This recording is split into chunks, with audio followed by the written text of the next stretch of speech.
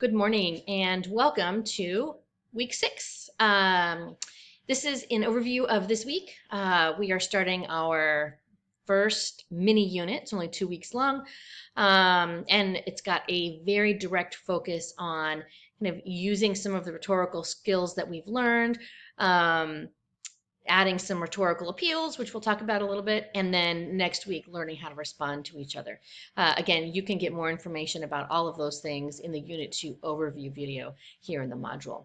But for the purposes of this week, what you're going to be doing is learning about argument and kind of essentially what argument is, not an arguing with another person, but the rhetorical device of argument.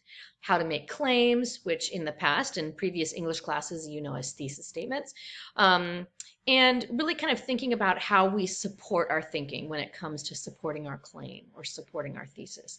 We talked a little bit about that when it comes to inductive and deductive thinking and reasoning, and so we're going to be building on that this week with one discussion board. That's it, really. Other than your writing territory this week, really the only thing that you have to do other than the reading is complete a discussion board post. It is called an impossible argument.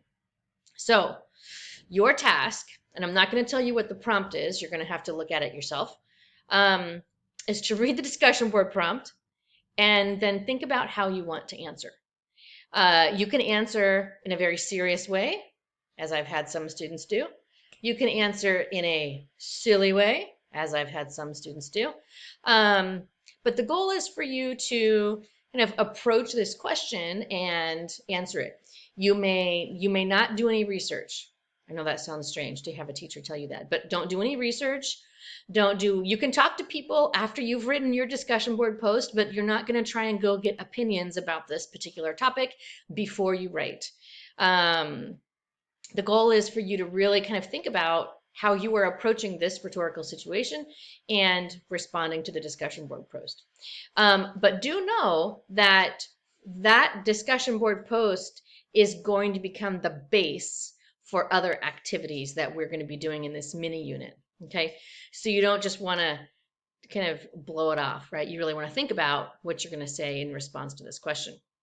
You have a writing territory this week, and that's it. So like I said, in terms of the actual workload, you've got reading, the discussion board post, and then the writing territory. Next week, we're going to go back into the discussion board and do some work in there. But